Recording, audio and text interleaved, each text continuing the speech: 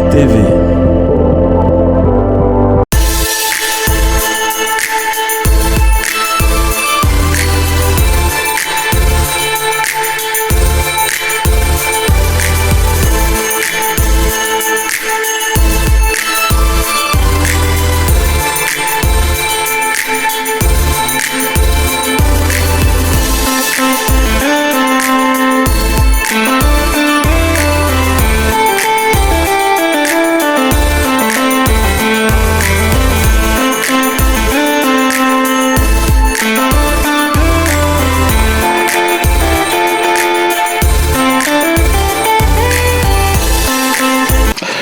Bienvenue sur GFM TV, vous êtes sur Classico. Le Classico de ce jour parle donc du football ivoirien, le football ivoirien qui revient donc sur la table. Il faut noter que la Côte d'Ivoire va abriter la prochaine Coupe d'Afrique des Nations de football, monsieur, et a pour défi, n'est-ce pas, de remporter cette édition afin d'ajouter une étoile à celle de 1992 et 2015. Cependant, donc, le football ivoirien traverse une crise avec des échecs à la qualification pour la Coupe du Monde Qatar 2022 et bien évidemment une élimination précoce. C'était lors de la dernière Coupe d'Afrique des Nations Cameroun 2022 à l'épreuve des huitièmes de finale.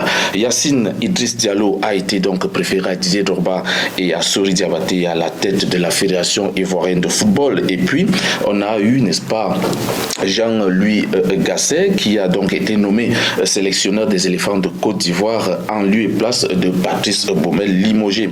Alors, Yacine Idriss Diallo est-il l'homme de la situation pour redresser le football ivoirien? Jean-Louis Gasset, lui, peut-il conduire les éléphants jusqu'au sacre en 2023? Comment a été la première sortie de Jean-Louis Gasset face au Chipolopolo de Zambie? Nous allons tenter de répondre à ces interrogations dans ce numéro de Classico avec nos deux panélistes que je viendrai donc vous présenter après ce break. Le temps pour vous de bien vous installer.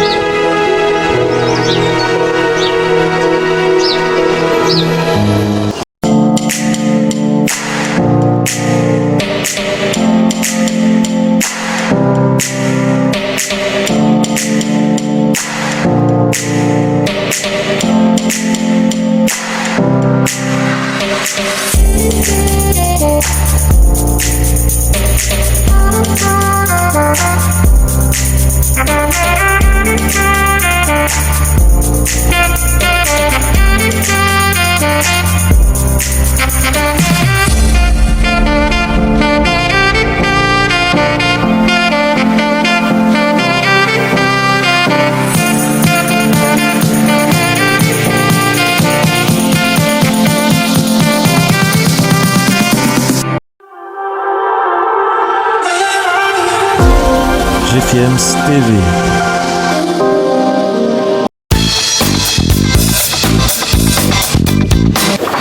Voilà, donc nous sommes sur le plateau de Classico donc avec nos deux panélistes. À ma gauche, Kofi Pierre, il est encadreur de football. Bonjour Kofi. Bonjour et bonjour à tous les téléspectateurs. Voilà, je suis Kofi Pierre, un encadreur sportif résident au Maroc et voilà, je suis dans le domaine du foot et j'ai évolué comme footballeur ici au Maroc depuis des années et maintenant je suis devenu un encadreur.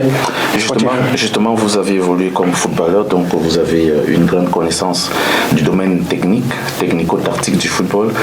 Parlez-nous un peu de votre aventure au Maroc, les clubs que vous avez eu à frotter.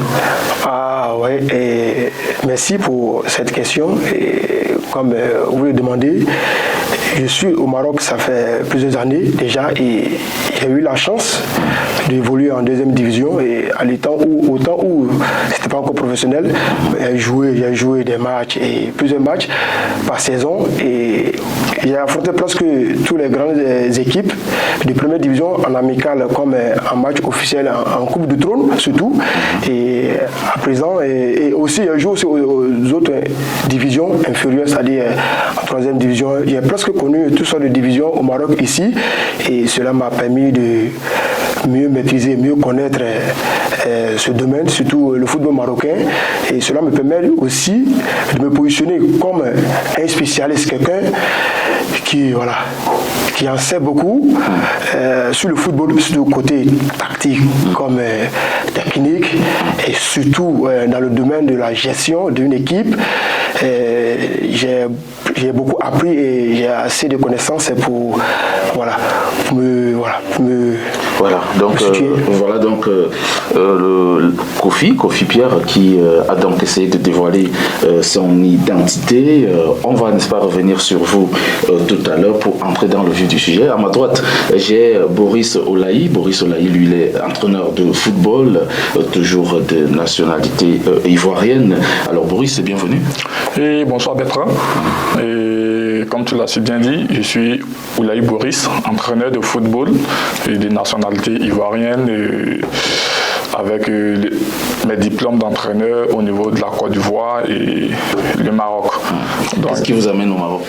Et je viens au Maroc parce que déjà le championnat marocain, il est encore plus professionnalisé et bien médiatisé, et contrairement à celui de mon pays. Et ici, il y a plus un avantage et de pouvoir encore promouvoir, et voilà. Et en quelque sorte, vous êtes là depuis combien d'années? Bon, je suis là depuis 2019. Depuis 2019. Depuis 2019, et je suis avec le club Amal Sportif des Saouira. Et l'année dernière, j'étais comme adjoint. Nous sommes montés en amateur 2. Et hormis cela, j'ai mon petit groupe. Voilà, et au niveau des joueurs subsahariens que je travaille avec eux au niveau des Saouira, et au Mercato, on essaie de les proposer dans les différents clubs ici. Alors, on fera certainement un tour du côté des Saouira pour voir exactement ce que vous faites de ce côté-là. Nous, on va entrer donc dans le vif du sujet. Le plateau est donc, n'est-ce pas, bien placé donc pour débattre sur ce sujet. On va donc commencer très rapidement par la Fédération ivoirienne de football et Yacine Diallo, qui est aujourd'hui le président élu depuis quelques mois. Je vais aller directement vers cette question. Est-ce que Yacine Diallo, Kofi Pierre, est l'homme de la situation? Bon, merci pour la question. Merci pour cette question, et vraiment, nous, en tant qu'Ivoiriens, et en tant que des personnes qui aiment vraiment que notre football soit à un niveau supérieur, nous ne pouvons pas se contenter du peu. Quelle que soit sa compétence, quel que soit son niveau, nous on aurait préféré que Didier soit là. Pourquoi? Parce que voilà, Didier, c'est notre domaine, c'est notre niveau. Avec Didier... Est-ce que c'est pas le nom de Didier qui fait que voilà, on se penche sur lui? Didier n'a pas eu son nom en vendant des maillots. Didier, c'est sur le terrain il a eu, c'est dans le domaine, il connaît que le football. Mais il ne connaît pas le football ivoirien. Le football ivoirien, oui. Il a appris. Il n'a jamais joué en Côte d'Ivoire, il n'a jamais dirigé un club en Côte d'Ivoire. C'est ce que beaucoup lui reprochent. C'est très facile. C'est très facile de répondre comme quoi Didier ne connaît pas le football. Ivoirien, j'ai dit, pas le football. Le football ivoirien. Le football est universel. Et le même football qui se pratique en Europe, c'est le même football, même si les conditions sont différentes. C'est la raison pour laquelle Didier a eu cette idée, a eu cette motivation d'apporter un plus au football ivoirien. Il a vu le football ivoirien, il a su que non, voilà, il pouvait apporter mieux, il pouvait apporter plus.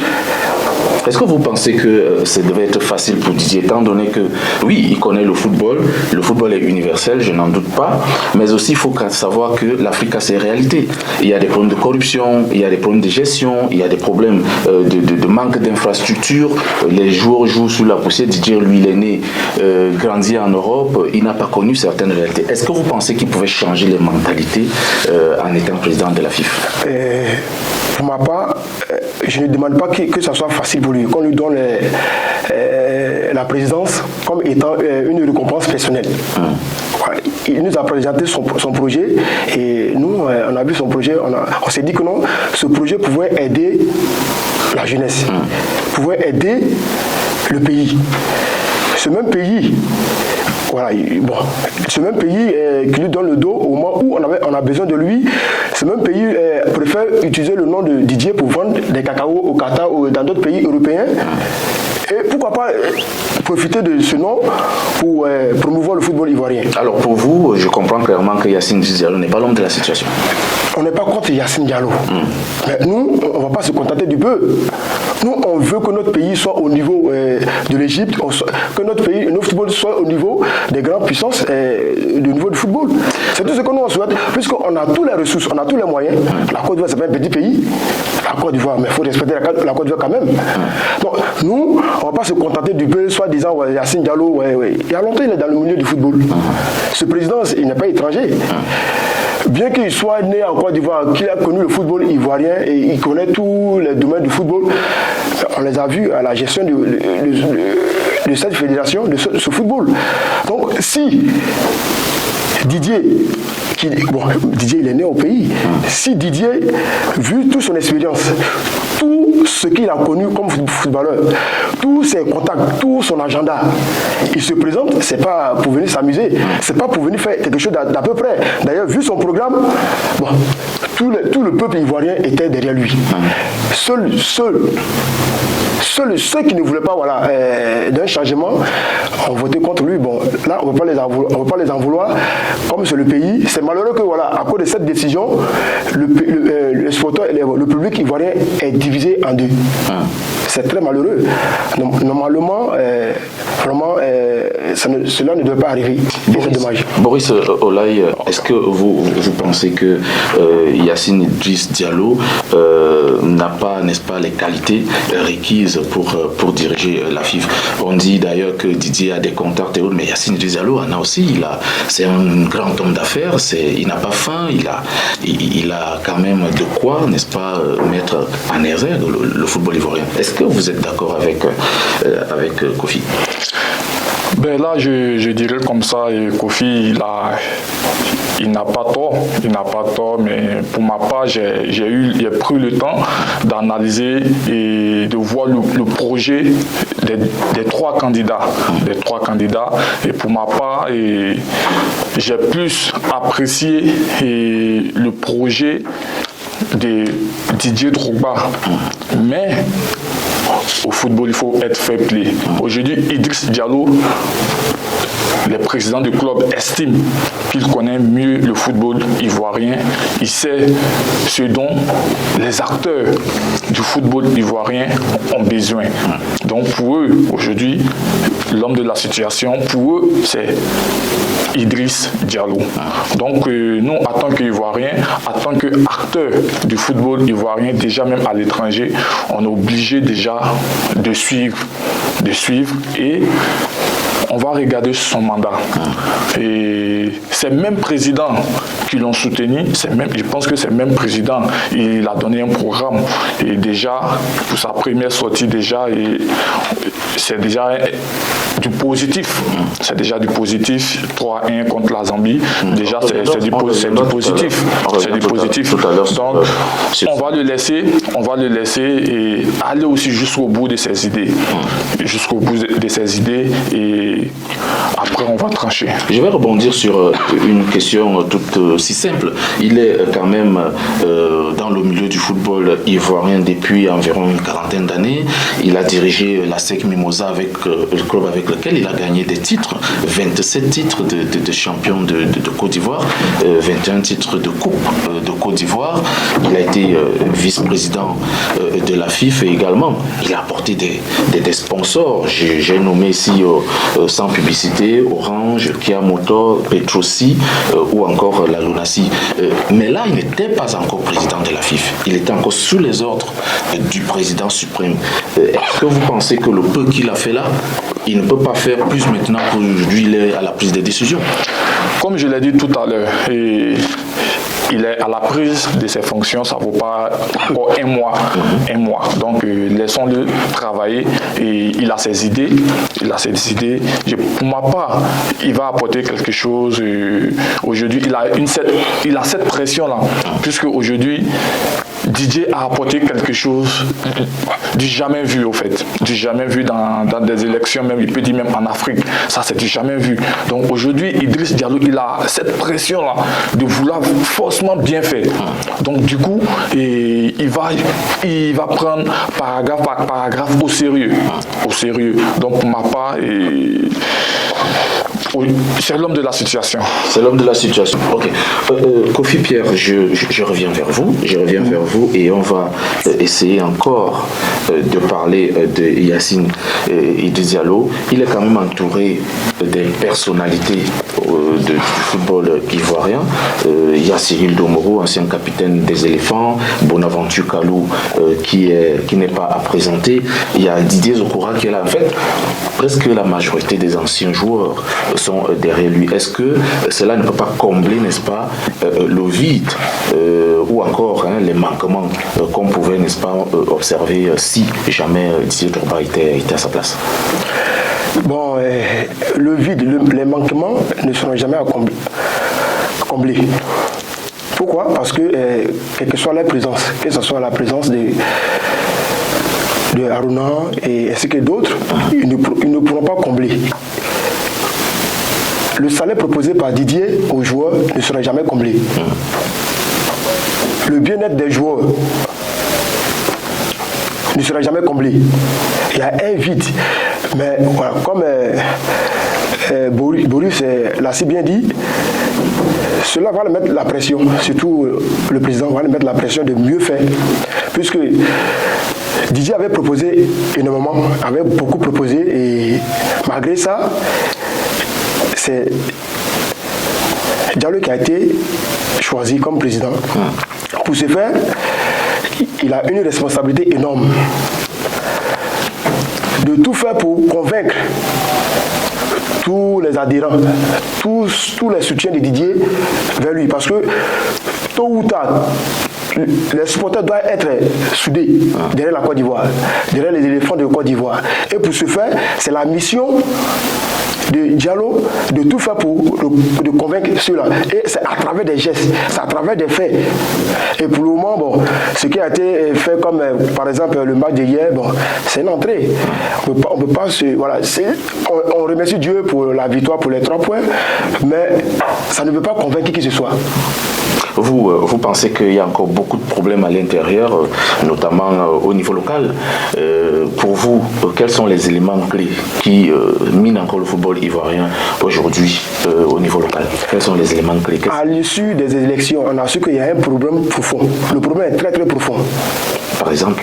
Il ne suffit pas d'être aimé ou bien avoir des vrais projets pour le football ivoirien pour avoir la présidence, pour diriger. Il faut habiter des clans. Il faut avoir un réseau bien soudé au haut sommet pour accéder à la présidence.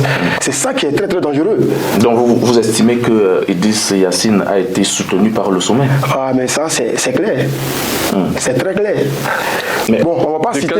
De quel sommet vous parlez? Quand je parle de sommet, il ne faut pas avoir peur de dire les choses. De quel sommet? Faut pas parler. C'est au niveau des gouvernements. C'est au niveau du gouvernement que tout a été décidé. Non. C'est les présidents de club qui ont voté. Les présidents de club. C'est les présidents de club. Écoute, dans ce domaine, tu ne veux pas tout savoir. Tu ne peux pas être dit ici. Si on doit tout verser, on doit tout... Mais le peuple a besoin de savoir. Le peuple. Il y en a qui ne connaissent pas. Ils savent déjà. Ils le savent. Ceux qui sont sur le terrain, ils le savent. Ils le savent très bien qu'il y a eu beaucoup de choses qui se sont passées. Tu comprends? Donc, pour ma part, il ne suffit pas d'être Didier Drogba ou bien avoir un bon projet pour son pays, pour présider, pour être choisi par certains. Mais il faut avoir un réseau. Didier était soutenu par la FIFA, comme tu parles du soutien des hauts cadres. Donc voilà, beaucoup estimé parce qu'il y a ça aussi. Par la FIFA.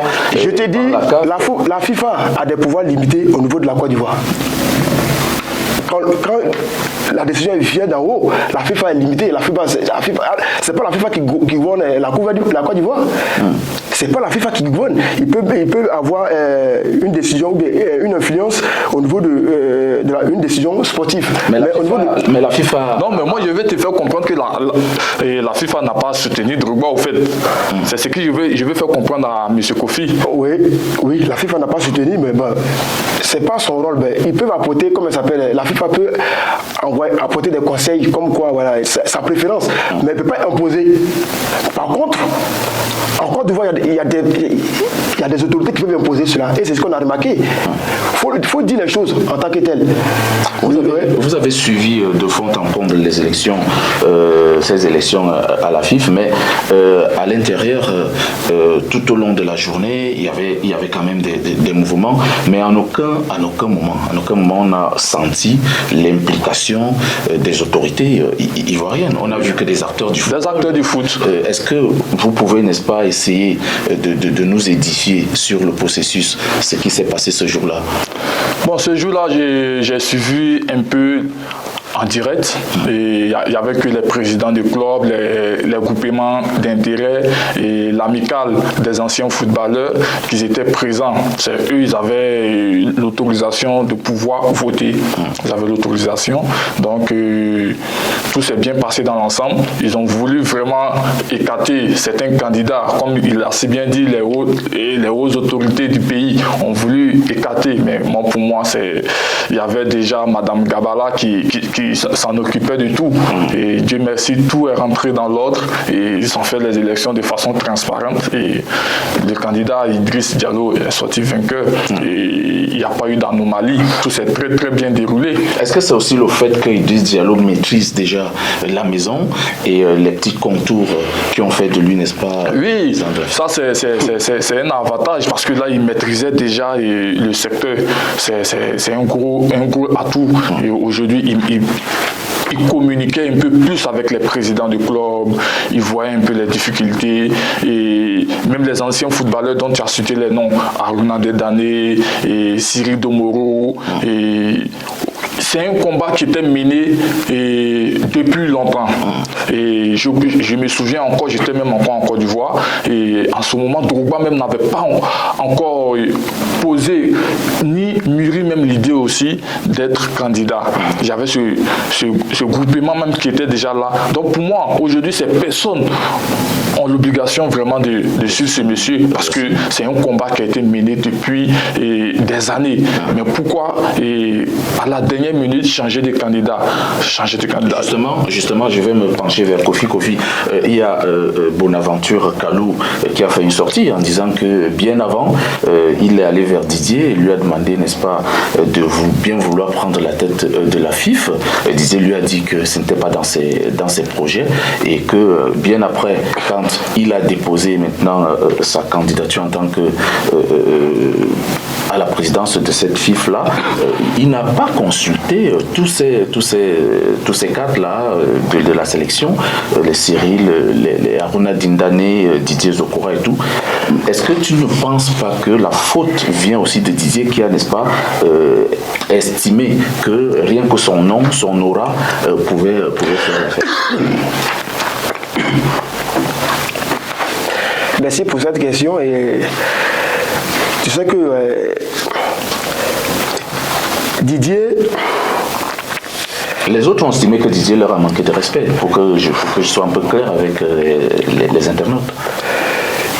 Ça a été clair dès le départ et il y a eu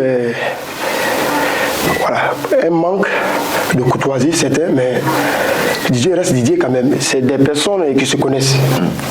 Kalou et Didier et d'autres, ils se connaissent par plusieurs mécanismes.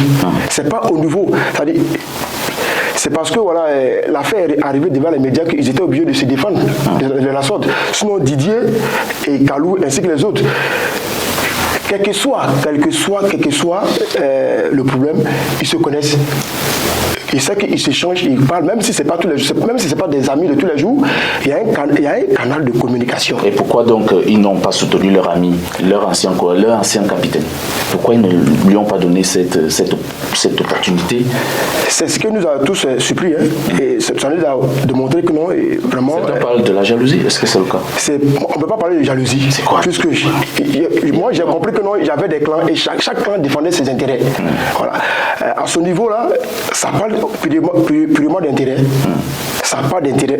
On peut parler d'intérêt. Est-ce que c'est un problème d'argent? Parce que je sais que les Cimbril d'Omoron ont fait une grande carrière, ils n'ont pas des problèmes d'argent. Les intérêts peuvent être à quel niveau? Si c'est au niveau même des relations, c'est des gars qui ont des relations eux aussi. Tout est lié à l'argent. Tout ce qu'ils font. Les Cyril de Mo, ils ont été des joueurs, des grands joueurs, ils ont eu suffisamment d'argent. Ouais, oui, ils étaient suffisants. Mais au fur et à mesure des années. Tu veux dire Didier sur un autre niveau? Bon. On peut dire que c'est parce que Didier est fraîchement à la retraite, que voilà, maintenant il peut s'estimer avoir beaucoup, son compte en compte est plus garni par rapport aux anciens, ceux qui sont à la retraite voilà, après 10 ans d'activité maintenant. Donc ceux-là, bon, s'ils défendent leur intérêt, c'est sûr que non, voilà, c'est pour avoir aussi leur part. Et donc on a vu durant cette élection que chaque clan défendait ses intérêts. Voilà, ça part, et c'est malheureux quand on sacrifie une nation pour juste des intérêts personnels. Et c'est ce qu'on a remarqué, c'est très dommage. Boris, il parle de sacrifier une nation. Ce que je veux savoir, c'est que Yacine Idriss Diallo a dit à la fin des élections qu'il souhaitait travailler avec Didier Drogba, qu'il tendait la main à Didier Drogba, mais depuis que les élections sont finies, on n'a jamais vu Yacine et Didier se rencontrer, on n'a jamais appris qu'ils se sont rencontrés quelque part, ne serait-ce que pour échanger. Est-ce que aujourd'hui c'est Didier qui se retire un peu? Voilà. Est-ce que tu peux essayer de nous expliquer par quel moyen, par quel canal? Bon, j'en dirai pas plus sur ça parce que j'ai pas aussi trop d'informations sur ça, mais je sais bel et bien qu'il a proposé de travailler avec Didier Drogba. Mais je pense qu'une proposition n'est pas aussi une obligation. Voilà. Et aujourd'hui, Didier, il a son agenda qui est là et il peut se permettre de valider ou pas. Et quel poste occuper, quel poste il doit gérer, ce qu'il peut apporter. Mais pour ma part, Didier il est un peu réticent parce que c'est pas ce qu'il avait prévu. Il voulait être le président et puis gérer. Être la prise de décision. Effectivement. Donc sur ce sujet, j'en dirai pas plus. Et Didier, il est libre d'accepter ou pas. Est-ce qu'aujourd'hui, donc, c'est l'occasion pour lui de s'impliquer encore plus dans les affaires du football ivoirien? Bon, là, il est impliqué déjà et il mène des actions aussi.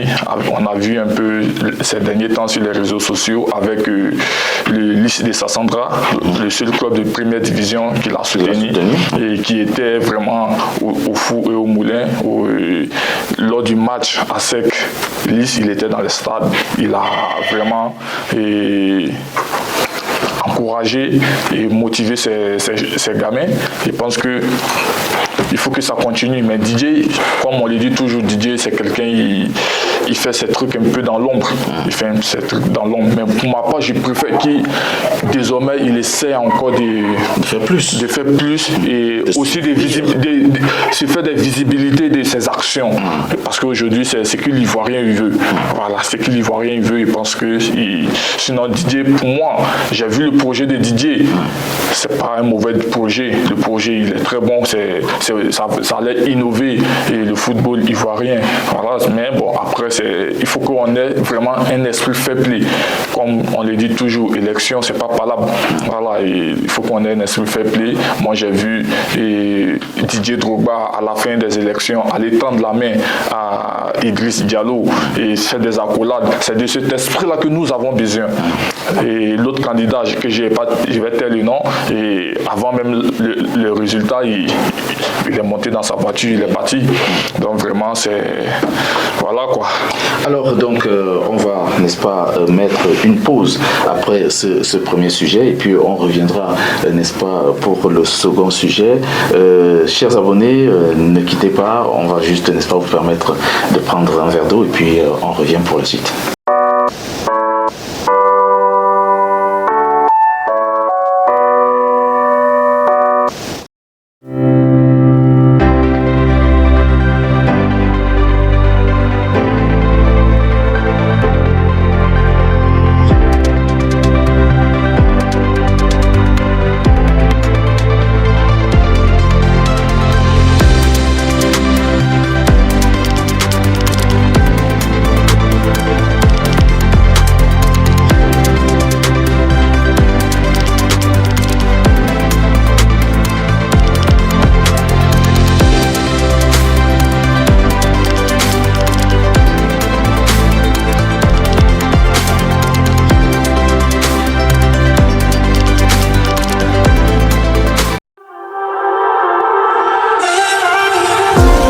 GFM's TV.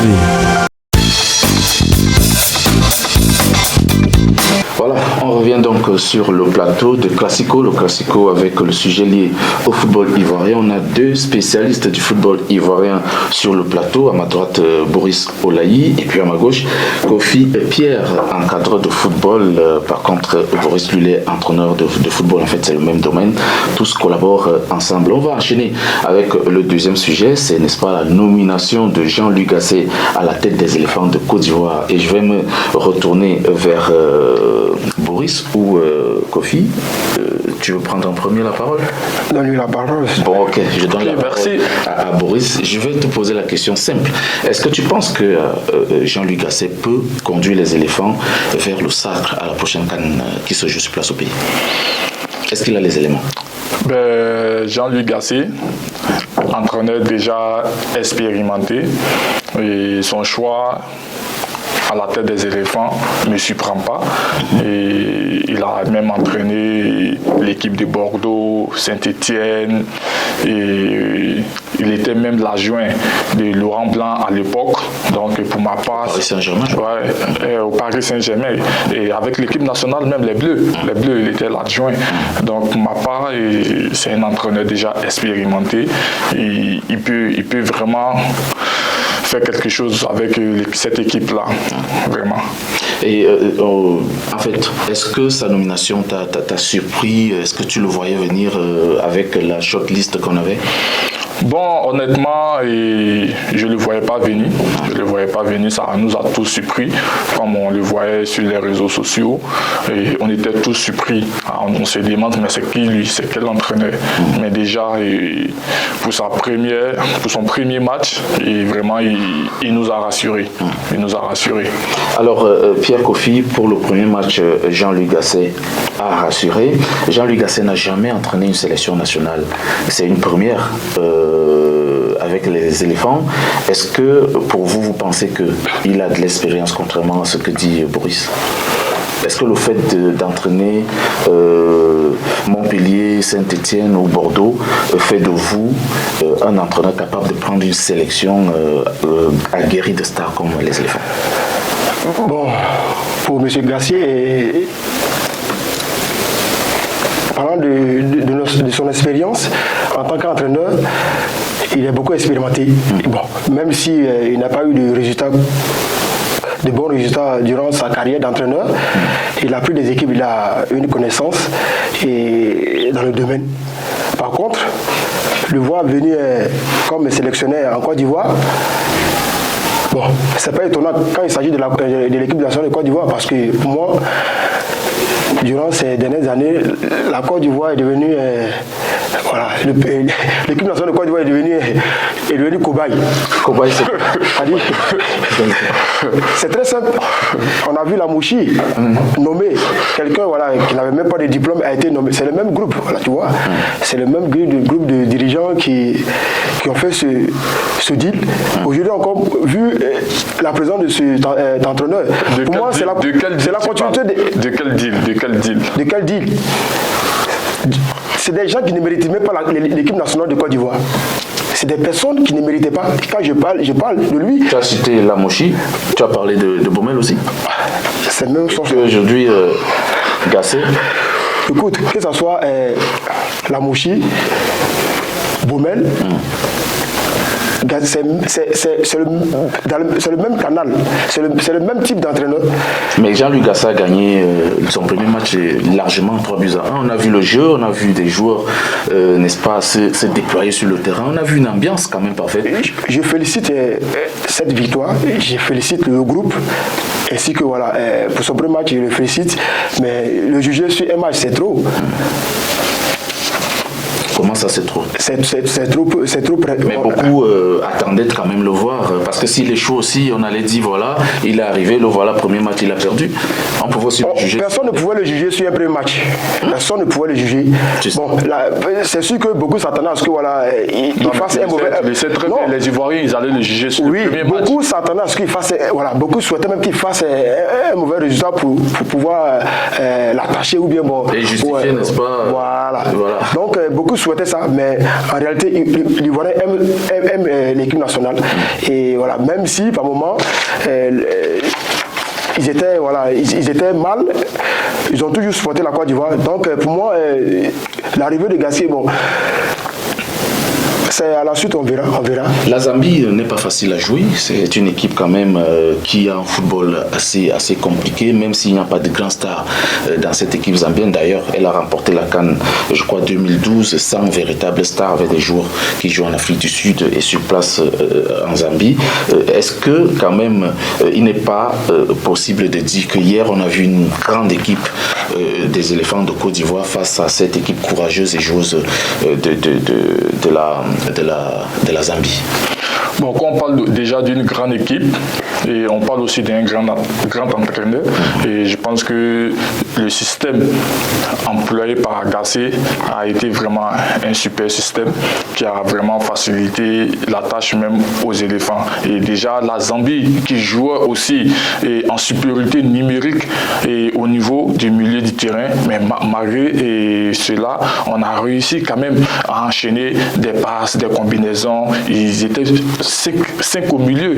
Et nous, par contre, on n'avait que 4 milieux. Parce que nous, on jouait en 4-4-2. Et eux, par contre, ils jouaient en 4-5-1. Donc, du coup, il y avait une forte densité déjà dans le milieu du terrain. Une forte densité, mais malgré ça, les gamins de Gassier ont surréagi. Et il a fait aussi vraiment des changements tactiques et qui ont apporté, comme Jean-Kwasi Evra et l'autre aussi Wilfried Zaha. Et vraiment, ces deux changements pour moi ont apporté et les résultats ont suivi. Est-ce que, Pierre, on a quand même remarqué que Gassier a eu une bonne lecture de jeu dans cette rencontre, puisque là, on entre dans l'aspect tactique de ce match et on parle évidemment du rôle de l'entraîneur dans ce match face à la Zambie. Boris vient de le dire, c'était un 4-4-2 avec Aller et Christian Kwame.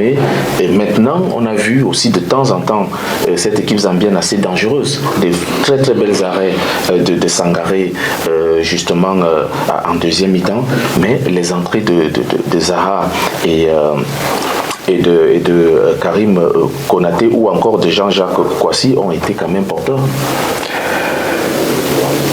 Oui,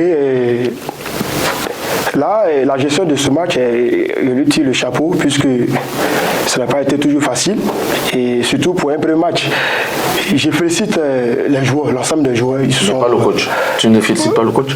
Je vais le féliciter là. Je le félicite d'ailleurs puisque voilà, vu les changements qu'il a fait, ça a apporté beaucoup, ça a apporté plus de danger devant et ce qui a fait que voilà, ça facilite aussi les buts. Et dans l'ensemble, on avait une équipe qui était vraiment concentrée et ça n'a pas été facile, mais la bataille du milieu a été très très essentielle et il a su changer le système ainsi que apporter de la fraîcheur, surtout plus de percussion au niveau de l'attaque et en faisant rentrer Zaha et l'autre. Et là, ça a beaucoup aidé. Oui, ça a beaucoup aidé l'ensemble des joueurs et les buts ont suivi. Et je pense que voilà, à la vie. Très beau but d'ailleurs. Bon, il faut le dire, ces éléments, ces joueurs, il n'y avait rien de hasard. Ces joueurs, c'est pas des nouveaux joueurs. Ils se connaissent, ils jouent. Mais c'était à la CAN, on n'a pas vu ce déploiement lors de la CAN, ces joueurs. Chaque match est différent. Chaque match est différent. Chaque tournoi est différent. Donc, pour le moment, il gère bien et il faut le tirer ce chapeau. Donc, nous, on lui souhaite une bonne continuité. On lui souhaite la réussite, puisque il est attendu en retour. Je vous dis, en ce moment, le peuple ivoirien est divisé, et là, c'est notre malheur. Et donc, c'est à la suite. On ne le lui souhaite pas aussi. On ne lui souhaite pas, mais c'est ce qu'on remarque. C'est ce qu'on remarque. Et tout ce que nous lui souhaitons, c'est qu'à l'avenir, ça après les bons résultats, ça après les bons matchs, les beaux matchs et les bonnes victoires, que voilà, que le peuple, tous ensemble, sera soudé et va revenir uni comme avant derrière l'éléphant de Côte d'Ivoire. Boris, revenons un peu sur la stratégie de jeu mise en place par Jean-Louis. D'habitude, on voit fois, les éléphants jouent en 4-3-3. D'habitude, c'était d'ailleurs le cas lors de la dernière CAN. Il est revenu avec un 4-4-2. Maître Sébastien Haller en attaque avec Christian Kwame. Est-ce que vous avez vu dans cette rencontre, dans ce match, n'est-ce pas, la touche de Jean-Luc Gasset? Et aujourd'hui, ce système employé par l'entraîneur, c'est réfléchi au fait. C'est réfléchi. Et avec un joueur comme Sébastien Haller, il faut avoir un attaquant un peu vif qui rôde un peu autour de lui. Et ça lui facilite même plus la tâche parce qu'aujourd'hui, avec sa taille, avec sa lecture de jeu, son intelligence, et ça facilite la tâche. Donc voilà pourquoi encore je vais remercier l'entraîneur parce que ça ne sert à rien d'avoir des bons joueurs et ne pas être tacticien. Oui, savoir les utiliser. Voilà. Donc aujourd'hui, moi je le félicite pour ça parce qu'il a eu une très bonne lecture du jeu. Et c'est rassurant déjà pour l'avenir. C'est rassurant. Avec ce système 4-4-2, tout de suite on a vu, mais par moment, Haller, il avait des déchets un peu, mais je pense que le coach ça va venir avec le temps. Parlons le prochain match. Du milieu de terrain de la Côte d'Ivoire, là avec Seri Jean-Michel et Ibrahim Sangaré. Ibrahim Sangaré qui a été buteur dans cette rencontre. Seri Jean-Michel reste quand même le patron du milieu de terrain. On a vu un Seri quand même actif et impliqué dans le jeu hier. Bon, moi pour ma part, je dirais un peu le contraire parce que Seri Jean-Michel, il était un peu, pour ma part, il était un peu au sujet. Et il désertait par moments son poste. Est-ce que ce n'était pas aussi le fait que, comme tu l'as d'ailleurs déployé, la Zambie avait une intensité au niveau du milieu de terrain. Il était aussi difficile à lui tout seul de contrôler ce milieu avec le dispositif tactique mis en place par le coach zambien? Non, mais aujourd'hui, c'est des joueurs expérimentés. Ils ont la capacité de tout de suite réfléchir. Et même parlant de Seri Jean-Michel, Sangaré Ibrahim, c'est vrai, il a marqué le but, on les félicite. Mais Sangaré Ibrahim aussi, il n'était pas aussi présent comme on le dit. Il était tout le temps porté vers l'avant. Et félicitons notre ligne vraiment défensive qui ont vraiment assuré Boli et Willy qui ont vraiment assuré. Donc sinon, vraiment dans le milieu, il y a des trucs à régler encore. Il y a des petits trucs à régler. Sinon, dans l'ensemble, c'est pas mal. Pierre, moi, je vais un peu essayer de parler de la ligne défensive parce que j'ai vu une équipe zambienne très dangereuse, surtout à partir de la 55e minute, avec une chance que Sangaré était vraiment dans son match, très très concentré, très attentif. Il a repoussé 4 à 5 tirs. On a vu quand même à un moment donné Willy Boli et Simon Deli, n'est-ce pas, s'oublier et permettre, n'est-ce pas, aux Zambiens de se mettre en exergue face au but. Est-ce que pour vous c'est l'axe qui peut rassurer dans cette équipe des éléphants, c'est-à-dire Willy Boli et Simon Deli? Pour moi, pour qu'une équipe nationale comme la Côte d'Ivoire puisse se sentir mieux, il faudrait que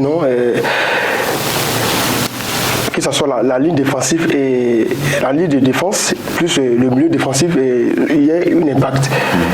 Soit compact pour mieux défendre ensemble. C'est en équipe, il ne faut pas oublier. Et par moment, il peut y avoir des mauvais placements, il peut y avoir des organisations. C'est dû à la rapidité du jeu de la Zambie, mais ils ont su tenir.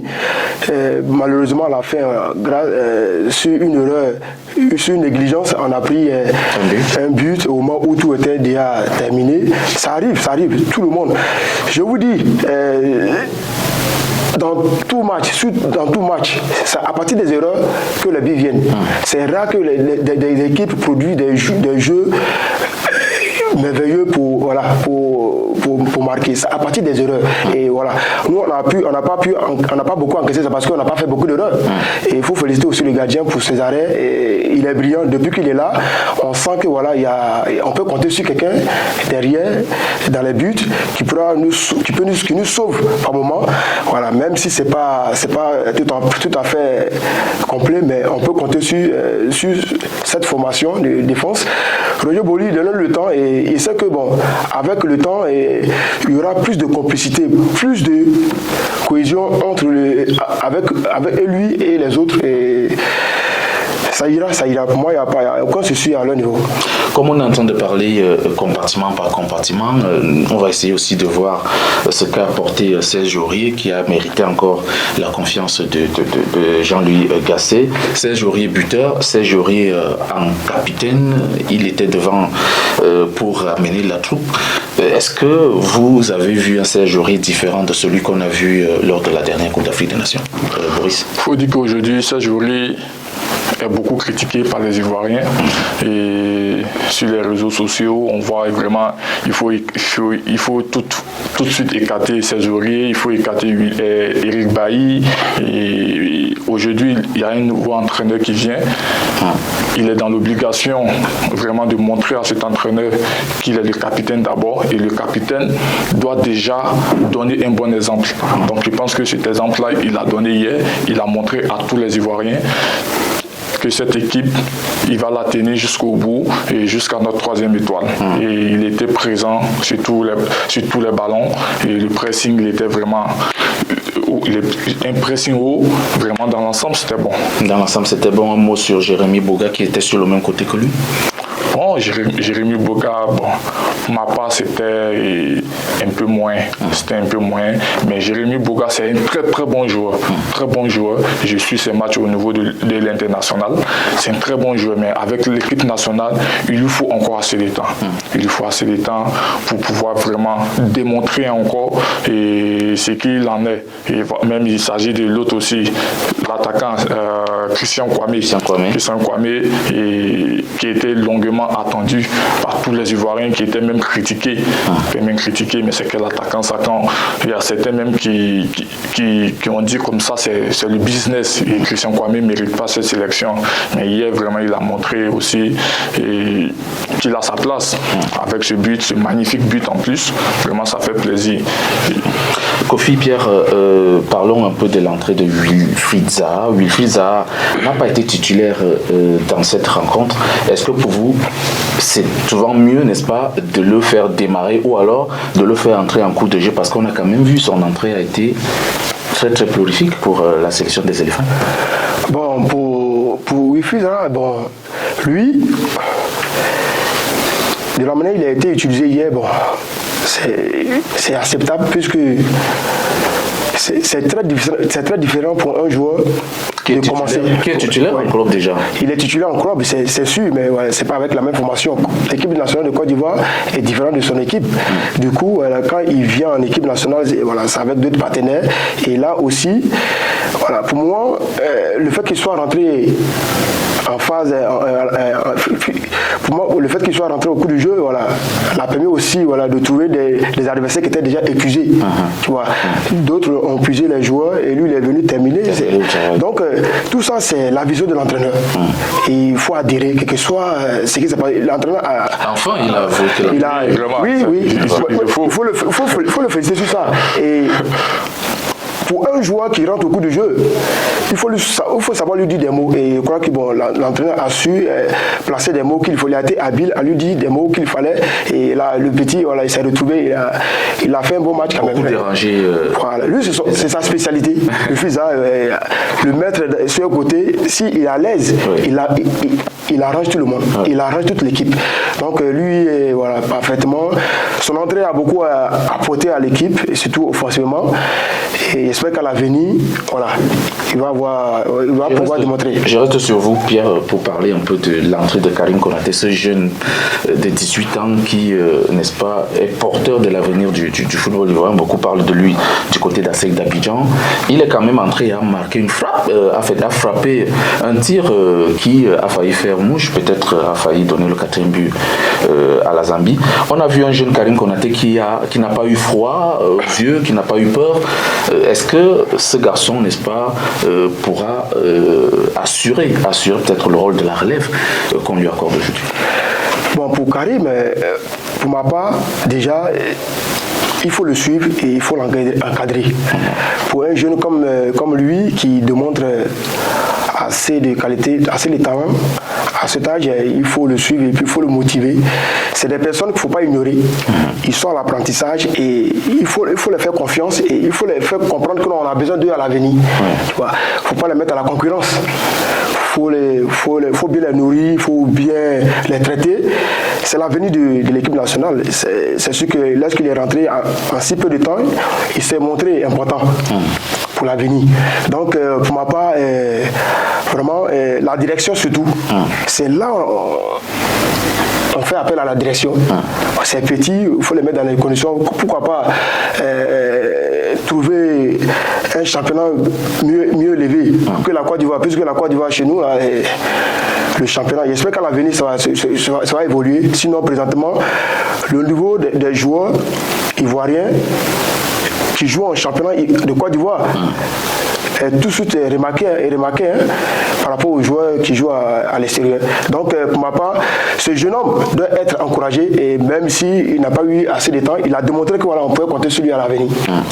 Boris, parlons de ce Karim Konaté que vous connaissez très bien d'ailleurs. Est-ce que vous estimez que de temps en temps, il faut l'appeler en sélection pour qu'il apprenne auprès de ses aînés, Jean-Jacques Kouassi, Christian Kwame ou Sébastien Haller, et qu'il, n'est-ce pas, essaye de vivre au sein de cette équipe des éléphants, peut-être pour l'avenir? Comme il a si bien dit, et Karim Konaté présentement c'est un joueur promoteur et un joueur déjà qui fait ses preuves déjà dans le championnat ivoirien avec, je crois bien, 22 buts au championnat.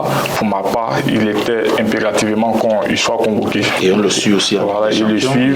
Donc vraiment, aujourd'hui, c'était pas normal pour ma part de ne pas convoquer le meilleur buteur présent du championnat ivoirien. On l'annonce d'ailleurs partant de la CEDA Abidjan, des rumeurs courent qu'il risque de ne pas rester à la saison prochaine. Est-ce que vous pensez que c'est le moment, il a 18 ans, c'est le moment aussi de le faire partir de la Côte d'Ivoire? Ou encore il faut attendre un peu? Bon, pour ma part, il doit partir. Et il est jeune et il doit encore apprendre plus. Avec le championnat ivoirien, vraiment, il marque des buts, mais à l'international, comme je l'ai dit tout à l'heure en introduction, à l'international, le niveau est encore plus élevé. Donc, quand il va là-bas, il revient encore avec un bagage technique, tactique, et voilà. Mais déjà, avec ce qu'il nous a montré en ces deux sorties, déjà avec les éléphants, pour ma part, c'est rassurant l'avenir.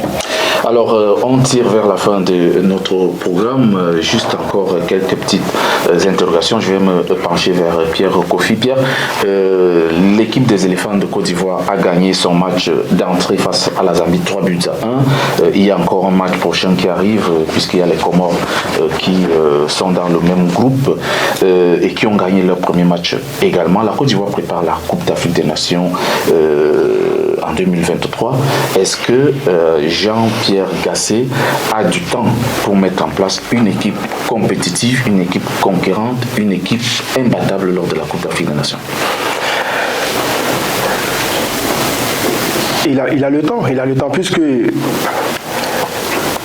ce groupe, ce n'est pas un nouveau groupe, c'est les mêmes éléments qui évoluent durant plusieurs matchs. Donc, il n'y a pas trop de changements.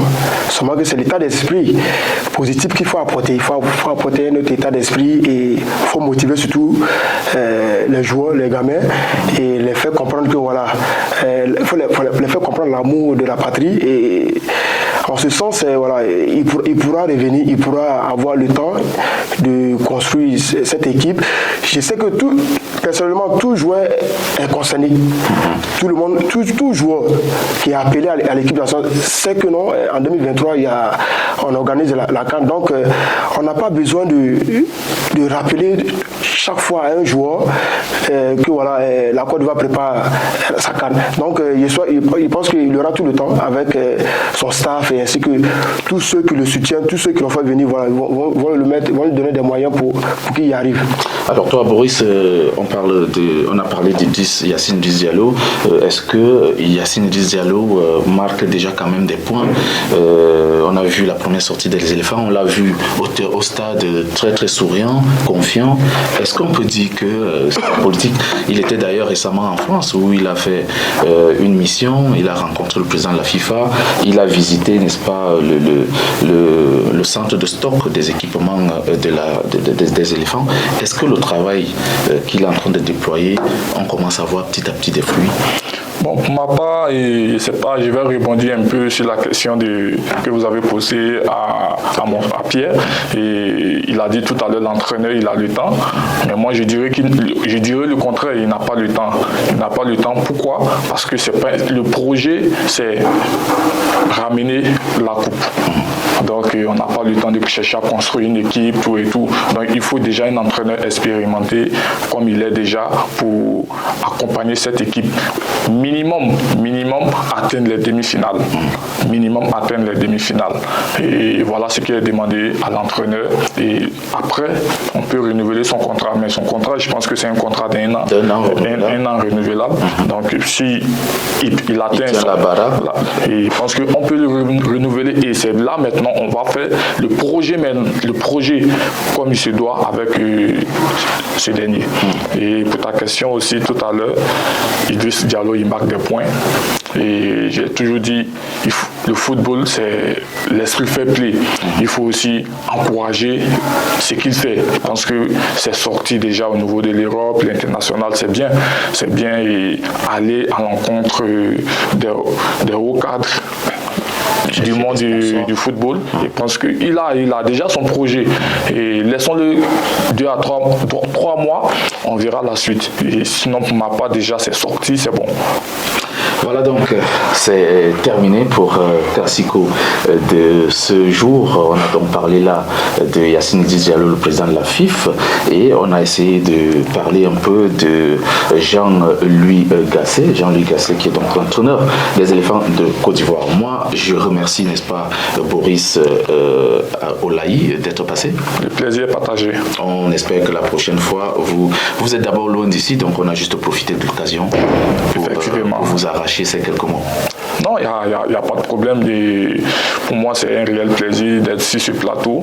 Et depuis très longtemps, comme vous l'avez si bien dit, on devait passer, mais compte tenu de notre agenda, on n'a pas pu. Mais vraiment, l'occasion a été permise, donc pourquoi ne pas passer? Donc, c'est chez nous ici désormais. Je pense que tout le temps, et une fois la convocation est faite, on pourra passer. Pierre Kofi, merci d'être passé. Merci à vous également de nous avoir invités et vraiment le plaisir est partagé. Alors moi je vous dis donc à très bientôt et portez-vous bien, n'oubliez pas, abonnez-vous sur YouTube, Instagram et Facebook pour ne rien manquer de nos activités. Alors on se dit à très bientôt.